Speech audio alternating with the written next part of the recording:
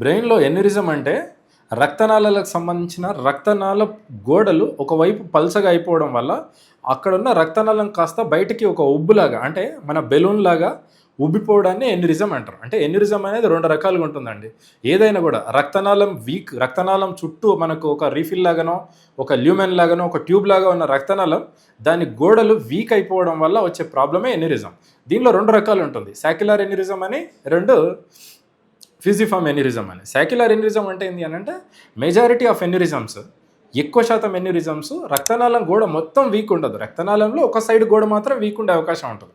ఈ ప్రధానంగా ఎందుకు అట్లా వీక్నెస్ ఉంటుంది అని అంటే ఒక రక్తనాళం ఒకటే గుండె నుంచి వెళ్ళి బ్రెయిన్కి సప్లై చేయడం అనేది జరగదు. ఓకే, సో ఒక రక్తనాళం పైకి వెళ్ళి అది 2గా 3గా డివైడ్ అయ్యి మళ్ళీ ఆ చిన్న రక్తనాళాలు కూడా మళ్ళీ బ్రాంచెస్గా డివైడ్ అవుతుంటాయి. ఎప్పుడైతే రక్తనాళాల నుంచి ఫ్లో ఒక డైరెక్షన్లో వెళ్తూ సడన్గా 2 బ్రాంచ్లు అయ్యేసరికి అక్కడ ఫ్లో డైవర్షన్ అనేది జరుగుతుంటుంది. ఆ ప్రెషర్కు అంటే రక్తనాళంలో రక్తం ఎప్పుడు పోయే ఫ్లో ప్రెషర్ వల్ల రక్తనాళం గోడలు కొన్నిసార్లు వీక్ అయిపోతాయి.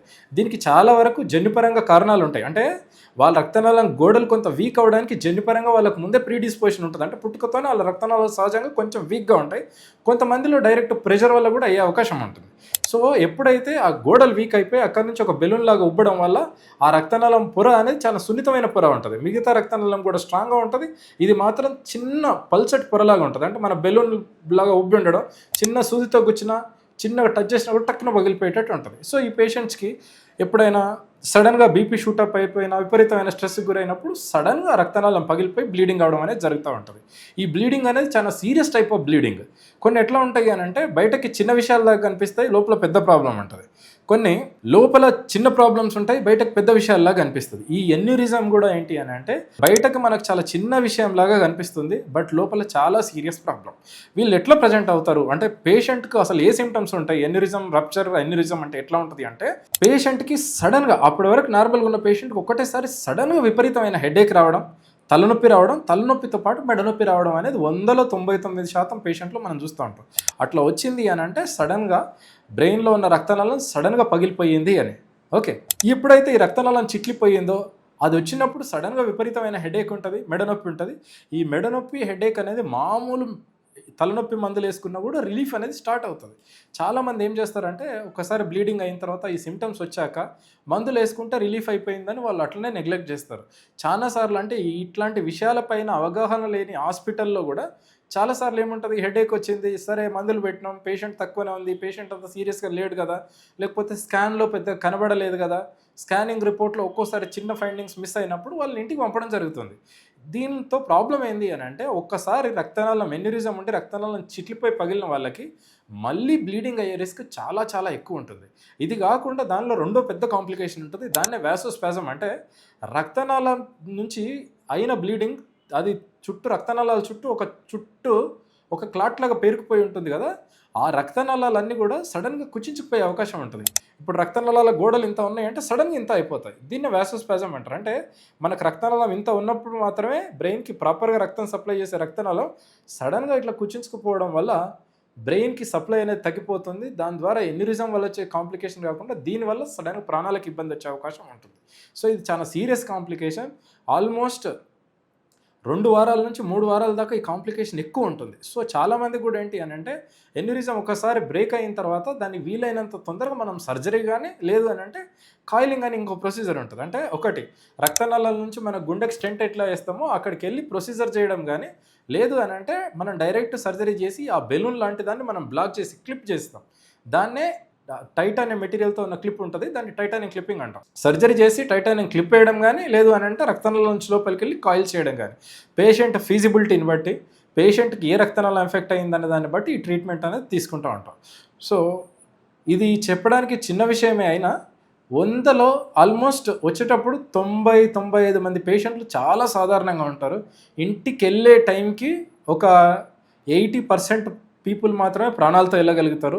వెళ్ళిన 80% ఆఫ్ పీపుల్లో ఒక 30% మళ్ళీ బ్యాడ్ అయ్యే అవకాశం ఉంటుంది. దీనిలో 2 ఎగ్జాంపుల్స్ చెప్పదలుచుకున్నాను. సో ఒక పేషెంట్ రీసెంట్గా మహబూబ్నగర్ నుంచి పేషెంట్కి సింపుల్ సడన్గా తలనొప్పి వచ్చింది, మెడనొప్పి వచ్చింది, సడన్గా కొంత అన్కాన్షియస్ అయిపోయింది. ఆ తర్వాత కొంచెం కాన్షియస్నెస్ ఇంప్రూవ్ అయింది, అంటే స్పృహలోకి వచ్చింది. పేషెంట్ వాళ్ళ కొడుకు, ఒక్కడే కొడుకు, తను సంథింగ్ ప్రైవేట్ బ్యాంక్ ఎంప్లాయీ, తనకు హెల్త్ ఇన్సూరెన్స్ ఉంది. అక్కడ నుంచి హైదరాబాద్ తీసుకురావడం జరిగింది. తీసుకొచ్చిన తర్వాత సో వాళ్ళు కాయిలింగ్ ప్లాన్ చేశారు మేజర్ కార్పొరేట్ సెంటర్లోనే.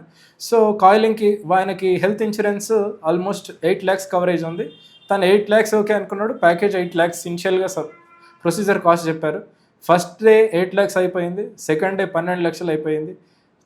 తీరా టైం చూసుకున్న తర్వాత చేసిన ఆ interventional neuro radiologist extraordinary neuro radiologist.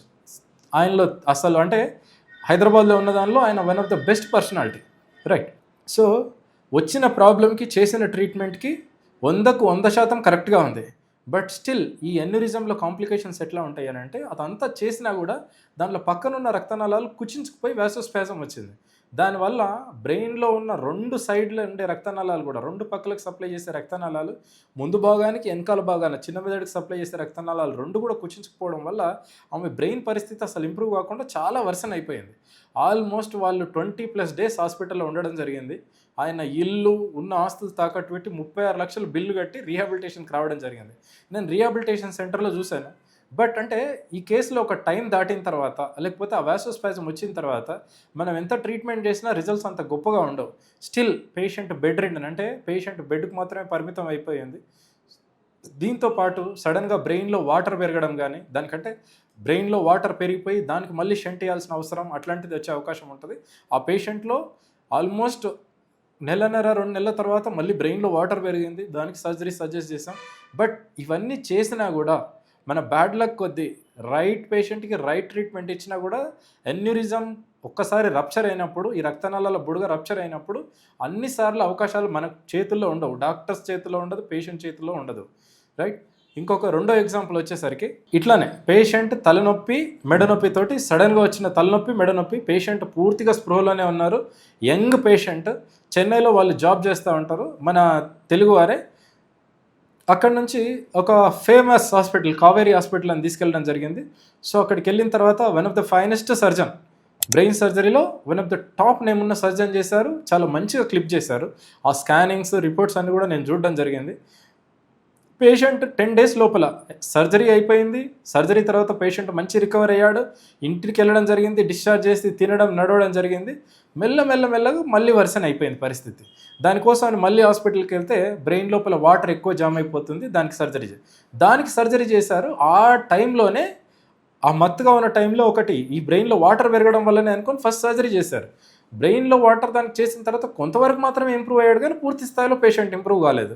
తీరా చూసిన తర్వాత పేషెంట్కు వాసోస్పాజం అనేది రావడం జరిగింది. అంటే బ్రెయిన్లో ఉన్న రక్తనాళాలు కుచించుకుపోవడం వల్ల వాళ్ళు ఆల్మోస్ట్ వాళ్ళ ఇన్సూరెన్స్ అన్నీ అయిపోగా సుమారుగా 40 లక్షల వరకు పెట్టుకొని ఇక్కడ మనకి ఎల్బీ నగర్లో వచ్చి మనం కన్సల్ట్ అవ్వడం జరిగింది. సేమ్ పేషెంట్ ఇప్పటికి కూడా ఒక సైడ్ పరిస్థితి బాగానే ఉన్నా ఇంకొక సైడ్ కాలు చేయి వీక్నెస్ అనేది కంప్లీట్గా ఉంది, ప్లస్ కంప్లీట్గా బెడ్కి మాత్రమే పరిమితం అవ్వడం ఉంది. సో ముక్కులోంచి పైపు ద్వారా మాత్రమే మనం ఫుడ్ ఇవ్వడం జరుగుతుంది. సో ఇవి 2 బ్యాడ్ ఎగ్జాంపుల్స్. చాలా గుడ్ ఎగ్జాంపుల్స్ కూడా ఉంటాయి, కానీ ముందుగా చెప్పినట్టు 100లో 50-70% మంది మాత్రమే మంచి కండిషన్ తోటి మళ్ళీ ఇంటికి వెళ్ళి నార్మల్ లైఫ్ లీడ్ చేయడం జరుగుతుంది. అందరిలో ఈ అవకాశం ఉండదు. ఈ అవకాశాన్ని మనం బెటర్గా అంటే ఇట్లాంటి బెటర్ ఆపర్చునిటీ మనం పొందాలంటే ఆ వచ్చే ఎన్యూరిజం మన చేతిలో ఉండదు.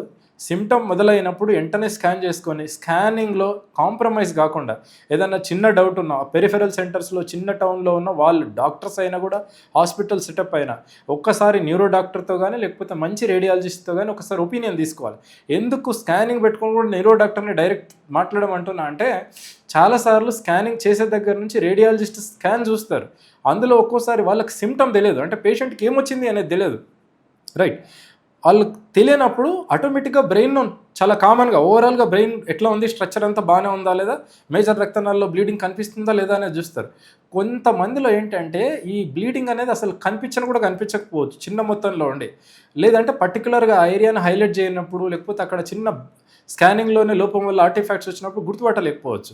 సో రీసెంట్గా జరిగిన ఒక స్టోరీ చెప్తాను. నల్గొండలో ఉండే ఒక ఆర్ఎంపీ తను వాళ్ళ డాటర్ని తీసుకొని తలనొప్పి మెడనొప్పి వచ్చిందని ఒక హాస్పిటల్కి రావడం జరిగింది హైదరాబాద్లోనే. తీరా హాస్పిటల్లో చూపించుకొని స్కాన్స్ చేయించుకొని స్కాన్స్ అన్ని నార్మల్ వచ్చినాయని వెళ్ళిపోవడం జరిగింది. వెళ్ళిపోయే ముందు క్రమంలో ఒకసారి కలుద్దాం పర్సనల్గా అని చెప్పేసి నా క్లినిక్కి రావడం జరిగింది. తీరా వచ్చిన తర్వాత ఇవన్నీ కొంత ఇన్సఫిషియంట్, మీరు ఫస్ట్ అయితే ఖచ్చితంగా రక్తనాళాలకు సంబంధించిన స్కాన్ చేయాలి ఎట్టి పరిస్థితుల్లో అని చెప్పాను. అన్ని నార్మల్గా ఉన్న దాని గురించి కంగారు పడకండి చేయాలి. తీరా చేసిన తర్వాత దానిలో క్లియర్గా ఈ రక్తనాళాల బుడగ అనేది ఉండడం జరిగింది. ఎన్యూరిజం, దానికి సర్జరీ అడ్వైజ్ చేశాను. సో ఎప్పుడైనా పేషెంట్కు సడన్గా తలనొప్పి వచ్చింది, తలనొప్పితో పాటు మెడ నొప్పి వచ్చింది, ఒక్క నిమిషం కూడా ఆలస్యం చేయకండి. మీకు దగ్గరలో ఉన్న న్యూరోసర్జన్ కలవండి. ఏదన్నా మీకు దగ్గరలో న్యూరోసర్జన్ అవైలబిలిటీ లేదు, ఒక స్టాండర్డ్ న్యూరోసర్జన్ అక్కడ అవైలబుల్గా లేరు అని అంటే you can contact me on hour phone numbers.